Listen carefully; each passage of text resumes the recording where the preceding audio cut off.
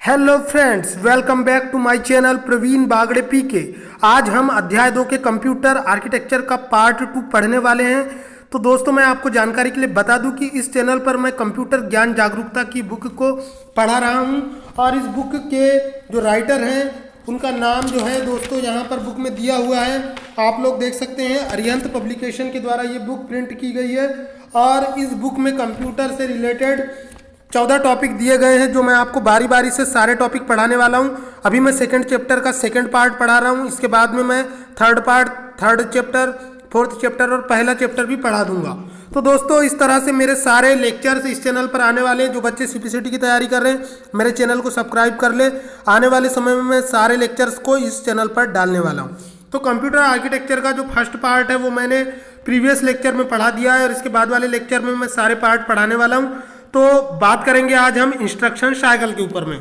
दोस्तों, instruction cycle क्या होता है अब हम डिटेल में पढ़ेंगे। मैं आपको जानकारी के लिए बता दूं दोस्तों कि इंस्ट्रक्शन साइकिल होता क्या है। सबसे पहले तो हम समझते हैं कि इंस्ट्रक्शन होते क्या है। कंप्यूटर को दिए जाने वाले प्रत्येक निर्देश को इंस्ट्रक्शन कहा जाता है और इंस्ट्रक्शन साइकिल क्या होता है ये हम इसके बाद में पढ़ेंगे। इसके पहले हम पढ़ेंगे माइक्रो प्रोसेसर के बारे में, पेज नंबर 14। दोस्तों, सबसे पहले हम समझते हैं माइक्रो प्रोसेसर क्या होता है। मैं आपको जानकारी के लिए बता दूं कि कंप्यूटर के विकास को 5 पीढ़ियों में बांटा गया है और तीसरी पीढ़ी पर आधारित जो कंप्यूटर थे वो माइक्रो प्रोसेसर पर आधारित थे। तो माइक्रो प्रोसेसर क्या होता है? यह एक सेमीकंडक्टर इंटीग्रेटेड सर्किट पर बनाई गई एक चिप होती है जिसे कंप्यूटर का दिमाग कहा जाता है। ये जो है केवल मशीनी भाषा को समझती है, जो 0 और 1 से मिलकर बनी होती है, जिसे हम बाइनरी लैंग्वेज के नाम से जानते हैं, जिसे लेडी एडा अगस्टा ने डेवलप किया था। यानी लेडी एडा अगस्टा को बाइनरी नंबर सिस्टम की खोजकर्ता के रूप में जाना जाता है। और मैं आपको जानकारी के लिए बता दूं कि लेडी एडा अगस्टा जो थी ये चार्ल्स बेबेज की शिष्या थी और चार्ल्स बेबेज जो थे ये कंप्यूटर विज्ञान के पिता थे। इसके बाद में हम बात करेंगे दोस्तों, इंटेल का पहला माइक्रो प्रोसेसर जो था वो 4004 था, जो इंटेल कंपनी के द्वारा बनाया गया था, जिसे 1971 में विकसित किया गया था, जिसमें सीपीयू के सभी अवयव एक चिप पर लगाए गए थे। इसके अलावा कुछ माइक्रो प्रोसेसर के नाम है Intel core i7, dual core तथा पेंटियम 4। इसके अलावा प्रोसेसर की गति को मिलियन ऑफ साइकिल पर सेकेंड या मेगाहर्ट्ज या गीगाहर्ट्ज में प्रोसेसर की गति को मापा जाता है। प्रोसेसर की गति को मापने की इकाई जो होती है क्रमशः किलोहर्ट्ज, मेगाहर्ट्ज और गीगाहर्ट्ज होती है। आगे बढ़ते हैं दोस्तों, बात करेंगे मेमोरी यूनिट की।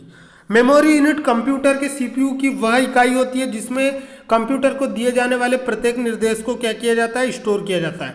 मेमोरी कंप्यूटर का वह भाग होता है जो डेटा तथा निर्देशों को संग्रहित करता है। मेमोरी कंप्यूटर की मेमोरी जो होती है, इसका मुख्य कार्य जो होता है इंफॉर्मेशन को स्टोर करना होता है।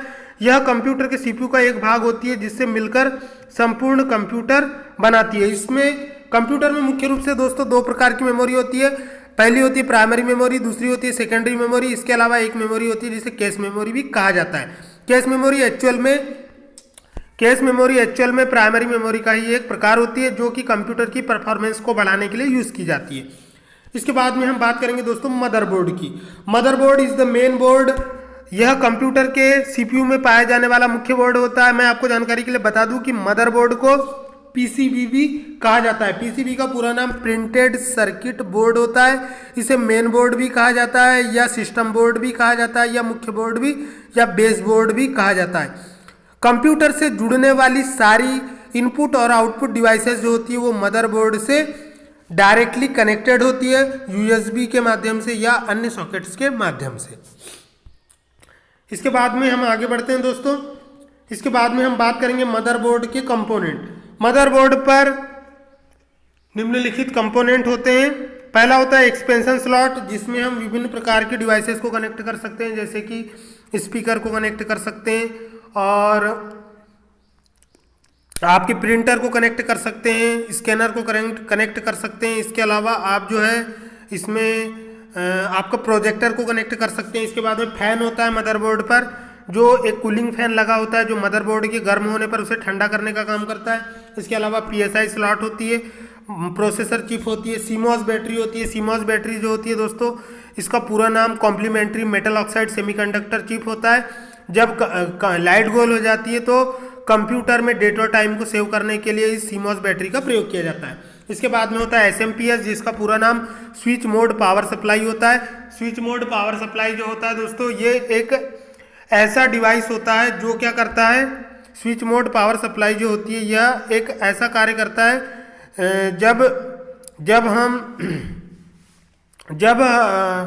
स्विच मोड पावर सप्लाई जो होती है दोस्तों, जब हाई वोल्टेज का करंट हमारे कंप्यूटर में आता है, हमारे कंप्यूटर को चलाने के लिए कम वोल्टेज की ज़रूरत होती है, तो वो उसे कम वोल्टेज में बदल देता है। इसके अलावा बायोस जो होता है, यह भी एक प्रकार का फार्मवेयर होता है जो कंप्यूटर के निर्माण के समय ही कंप्यूटर में डाल दिया जाता है। इसका पूरा नाम CPCT में जनरली पूछा जाता है, इसका पूरा नाम बेसिक इनपुट आउटपुट सिस्टम होता है, जो क्या करता है, जो कंप्यूटर में इनपुट आउटपुट डिवाइसेस की जांच करता है और कंप्यूटर को चलाने में मदद करता है। इसके बाद में हम बात करेंगे कुछ महत्वपूर्ण फैक्टर जो दिए हुए हैं। बफर यह एक अस्थायी स्टोरेज होता है जहां रजिस्टर निष्पादन के लिए डेटा को होल्ड रखता है। इसके बाद में बात करेंगे एक्यूमुलेटर की। यह CPU में एक ऐसा रजिस्टर होता है जिसमें अर्थमेटिकल तथा लॉजिकल परिणाम स्टोर किए जाते हैं। इसके बाद में हम बात करेंगे DMA की। DMA का पूरा नाम डायरेक्ट मेमोरी एक्सेस होता है। यह एक ऐसी विधि होती है जिसके द्वारा डेटा को कंप्यूटर की मेमोरी से इनपुट आउटपुट डिवाइसेस का प्रयोग कर सीधे ट्रांसफर किया जाता है। इससे मेमोरी के ऑपरेशंस की गति बढ़ जाती है। इसके बाद में हम बात करेंगे इकाइयों का इंटरकनेक्शन। दोस्तों, इकाइयों का इंटरकनेक्शन जो होता है, ये CPU डेटा निर्देश तथा सूचना को कंप्यूटर के विभिन्न अवयवों और डिवाइसेस को भेजता है। यह आवागमन के लिए विभिन्न बसें प्रयोग की जाती है। कंप्यूटर में अनेक बसें होती है जो विभिन्न प्रकार के कार्यों के लिए प्रयुक्त होती है। दूसरे शब्दों में यह बस कुछ ऐसे तारों या कनेक्शनों का संग्रह होती है जिससे होकर सिग्नल एक उपकरण से दूसरे उपकरण तक भेजे जाते हैं। यानी कि बस जो होती है कंप्यूटर के इंटरनल सर्किट में एक प्लेसेस से दूसरे प्लेसेस तक सिग्नलों को भेजने का कार्य करती है। इसके बाद में हम बात करेंगे दोस्तों, बसें कितने प्रकार की होती है। तो बस मुख्य रूप से दो प्रकार की होती है, इंटरनल बस एंड एक्सटर्नल बस। ठीक है दोस्तों, तो इंटरनल बस जो होती है ये मदरबोर्ड के अंदर ही सिग्नलों को भेजने का काम करती है और यह जो है मदरबोर्ड के विभिन्न कंपोनेंट को आपस में जोड़ती है। इस कारण इसे इंटरनल बस कहते हैं। जैसे कंट्रोल बस, एड्रेस बस और डेटा बस, तीन प्रकार की बसें होती है। डेटा बस जो होती है वो डेटा को ले जाती है, कंट्रोल बस कंट्रोल सिग्नल को ले जाती है और एड्रेस बस जो होती है वो डेटा के सिग्नल को ले जाती है। इसके बाद में हम बात करेंगे दोस्तों आंतरिक बस की। तो आंतरिक बस जो होती है ये मेमोरी तथा इनपुट आउटपुट डिवाइसेस को दिए जाने वाले विभिन्न निर्देशों को कंट्रोल बस तक ले जाए जाते हैं तथा इनपुट आउटपुट डिवाइसेस मेमोरी के एड्रेस बस द्वारा ले जाए जाते हैं। डेटा को स्थानांतरित करने वाली बस को डेटा बस कहते हैं। और जो बाह्य बस होती है वो मदरबोर्ड से जुड़ी हुई जितनी भी इनपुट और आउटपुट डिवाइसेस होती है उन तक सिग्नलों को ले जाती है। इसके बाद में हम बात करेंगे दोस्तों इंस्ट्रक्शन साइकिल की। इंस्ट्रक्शन साइकिल जो होता है यह कंप्यूटर का नाड़ी तंत्र होता है। सॉरी दोस्तों, कंट्रोल यूनिट जो होती है वो कंप्यूटर का नाड़ी तंत्र होती है और इसमें क्या होता है, इंस्ट्रक्शन साइकिल को एग्जीक्यूट किया जाता है। इंस्ट्रक्शन साइकिल के 4 फेज होते हैं, फेचिंग, स्टोरेज और डिकोडिंग और निष्पादन। इसके अलावा फेचिंग में क्या होता है दोस्तों कि मेमोरी से निर्देश को फैच करके रजिस्टर में लाते हैं।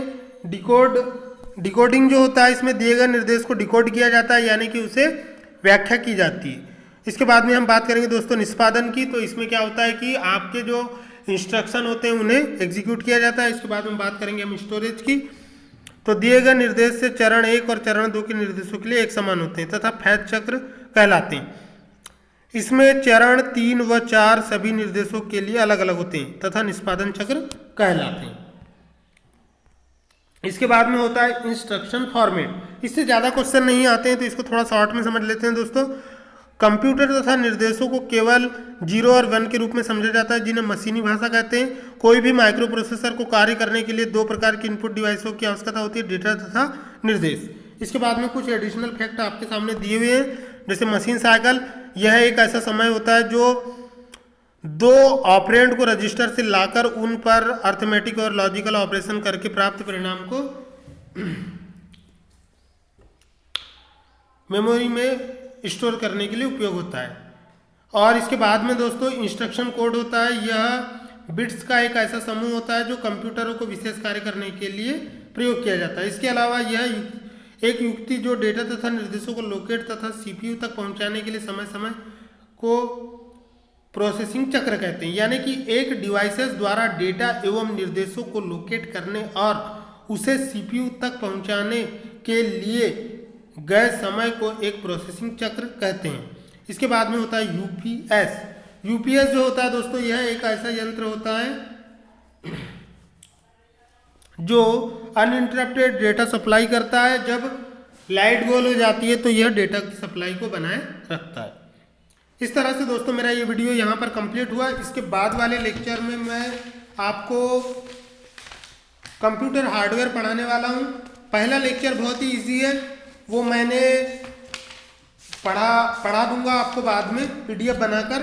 तो इसके बाद में हम थर्ड लेक्चर पढ़ेंगे कंप्यूटर हार्डवेयर। ठीक है दोस्तों, तो इस तरह से मेरा वीडियो कंप्लीट हुआ। अगर आपको मेरे वीडियो अच्छे लग रहे हैं तो प्लीज़ मेरे चैनल को सब्सक्राइब करें, कमेंट करें, लाइक करें और दोस्तों के बीच में शेयर करें। इस तरह से मैं और भी वीडियो लाता रहूँगा। तब तक के लिए जय हिंद, वंदे मातरम, खुदा हाफिज़ दोस्तों।